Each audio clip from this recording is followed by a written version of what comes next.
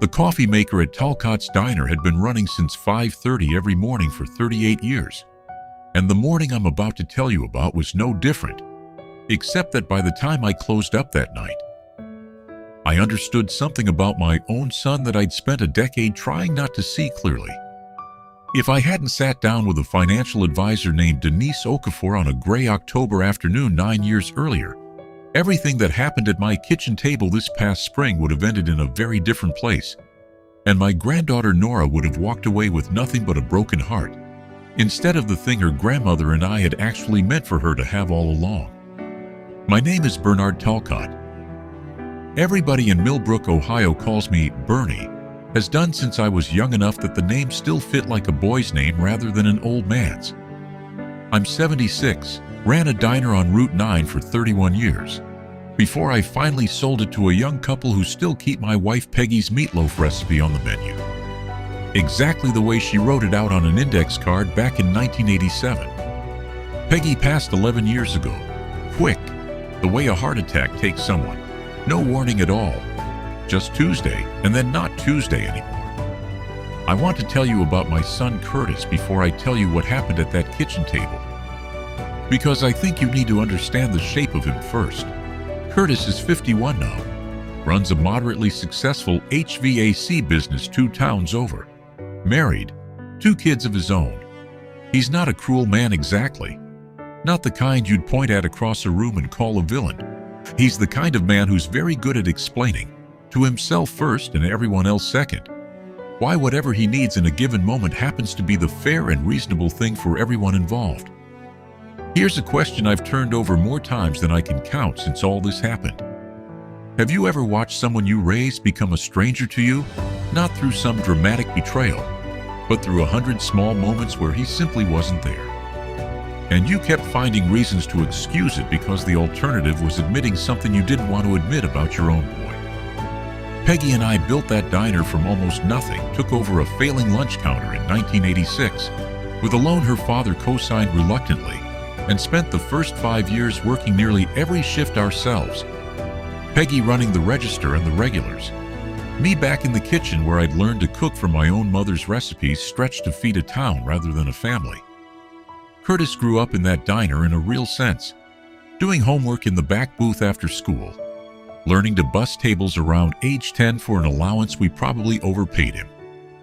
I used to think that upbringing had taught him the value of showing up for people, the way running a small-town diner teaches you nothing if not that lesson, day after day, regardless of weather or mood.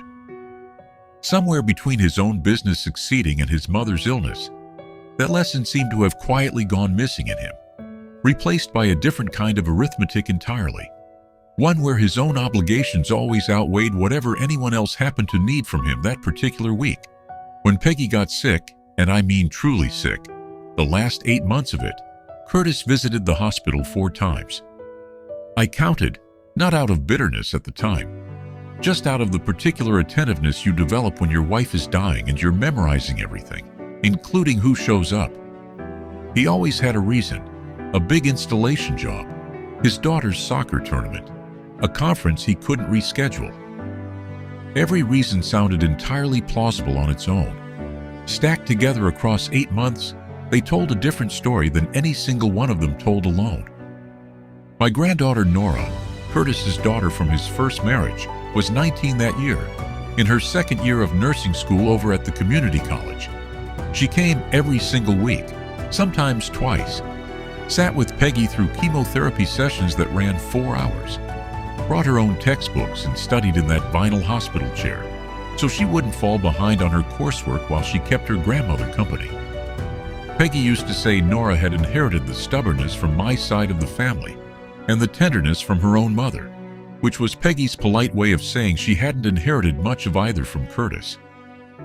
After Peggy passed, I sat down with an attorney to update my will, the way you do when you lose the person you built your whole legal and financial life alongside. The will itself was straightforward enough. The diner's remaining value split between Curtis and a modest scholarship fund at the community college nursing program Nora attended. The house eventually to go to Curtis since he was my only child, and that had simply always been the plan. What I didn't fully understand yet sitting in that attorney's office. Was that my retirement account? A 401k I'd built slowly over 3 decades of diner ownership and later rolled into an IRA, operated under an entirely different set of rules than the will did. Rules almost nobody explains to you clearly until it matters. I want to walk you through what I eventually learned because I think it matters for anyone listening who assumes their will controls everything they own. It doesn't. A retirement account, whether it's a 401k or an IRA, along with most life insurance policies, passes directly to whoever is named on the account's beneficiary designation form, completely independent of whatever your will says. The will only governs what's called your probate estate. A beneficiary designation is a separate contract between you and the financial institution holding the account, and that contract overrides the will every single time, no matter how recently the will was updated, no matter what it explicitly states. At the time Peggy and I first opened that retirement account, back in the early 90s, we'd named Curtis as the sole beneficiary, the way you do when you have one child, and no reason yet to think carefully about it. I hadn't touched that designation in over 2 decades. I want to be honest that I didn't even remember with any clarity that I'd need to. The October I mentioned came about a year and a half after Peggy passed.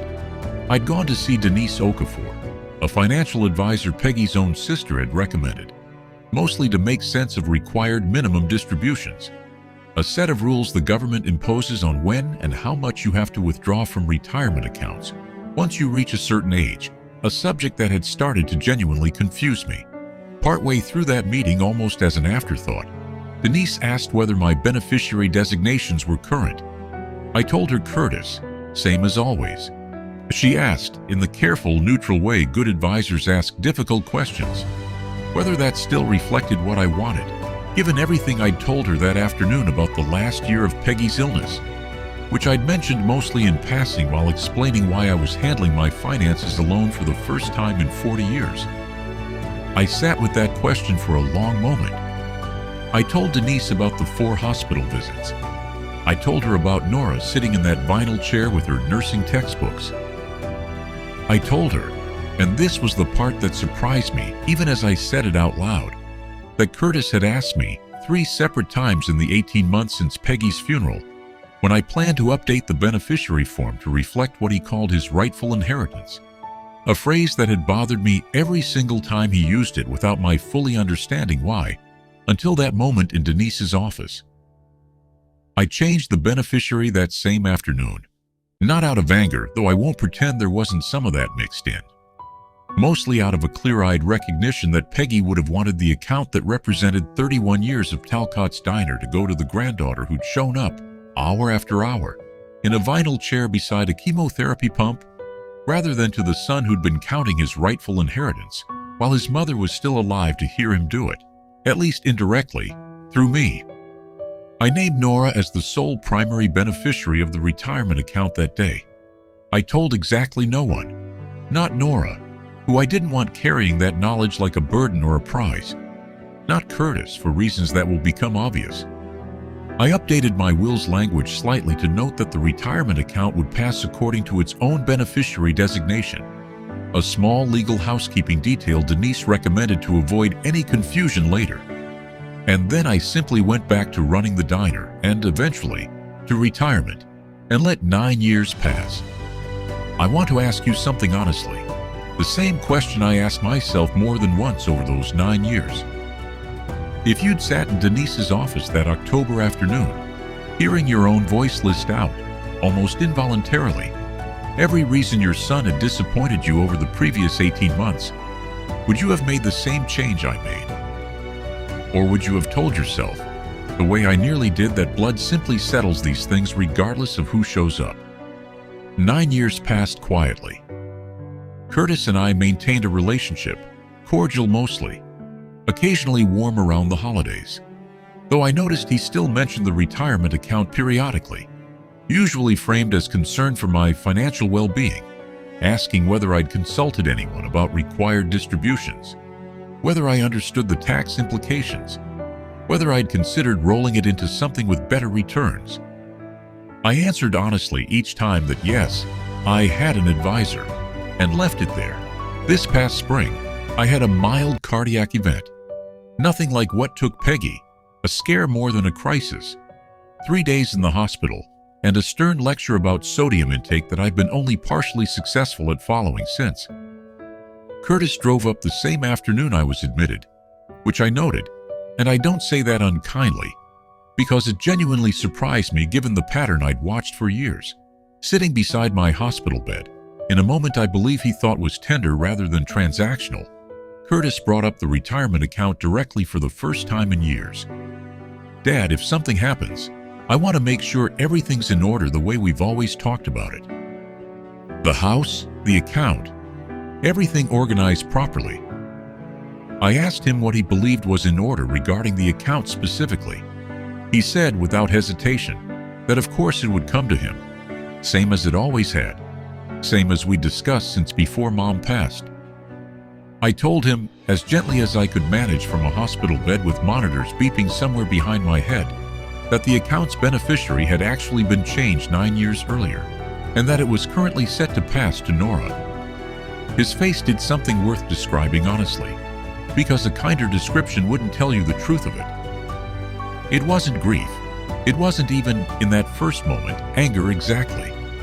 It was the particular blank confusion of a man encountering a fact that simply didn't fit anywhere in the story he'd been telling himself for the better part of a decade.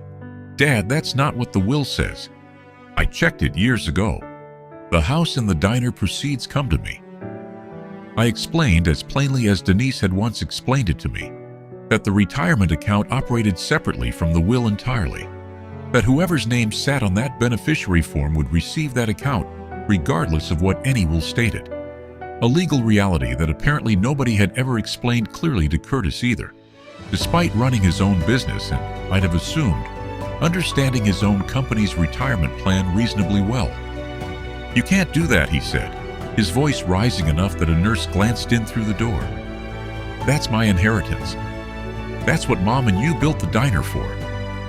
I told him as calmly as I could that his mother and I built the diner to raise him and to build a life together, not to fund an inheritance he'd apparently been mentally spending for the better part of a decade, while a young woman sat in vinyl chairs beside chemotherapy pumps.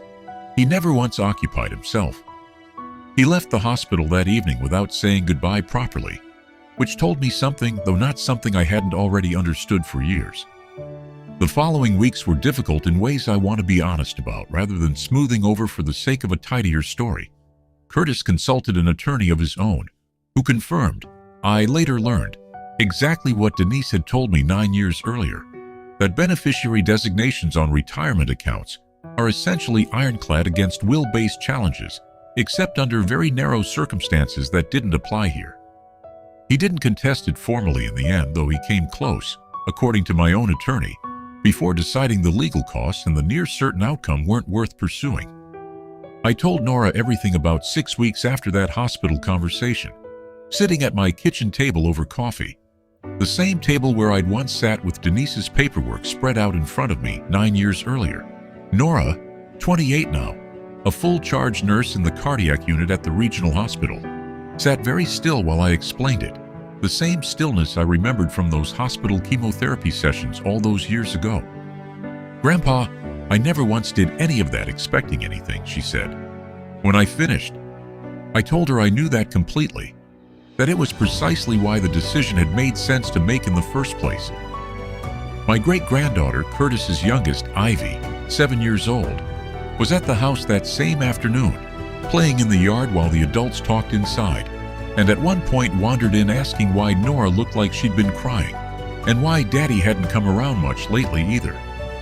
Nora told her gently that grown-ups sometimes had complicated feelings about money and fairness that took time to work through.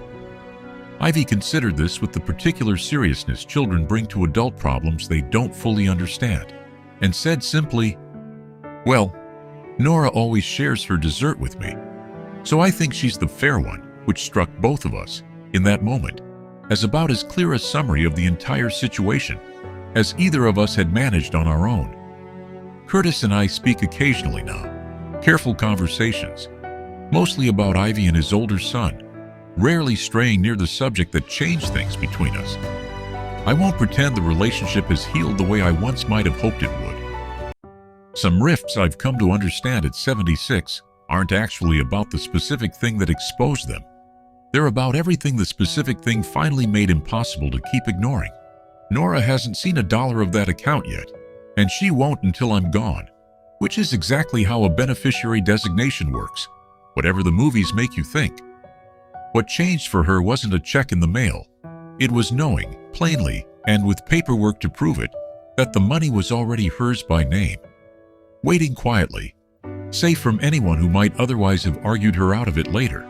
She still keeps Peggy's meatloaf recipe card, the original one, framed now in her own kitchen, a gift I gave her the same week I told her about the account, because I thought Peggy would have wanted her to have both things together, the recipe and the reason behind the other decision, side by side where she could understand the whole of it.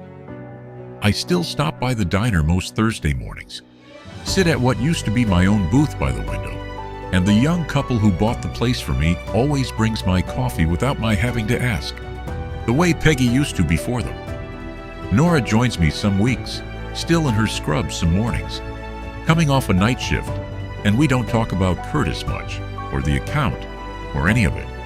Mostly we talk about the recipe, whether the current owners have adjusted Peggy's meatloaf too much, which they haven't, not really, though Nora insists they've added too much time. An opinion I happen to share but have decided isn't worth relitigating with people who've otherwise kept the place running honestly, for going on 3 years now. If there's a single thing I'd want anyone listening to take from this, beyond the particulars of my own family, it's simply this. Go and check the beneficiary designations on every retirement account and insurance policy you own, today if you can manage it, because whatever your will says, however carefully you've had it drafted, those separate forms will govern who actually receives that money.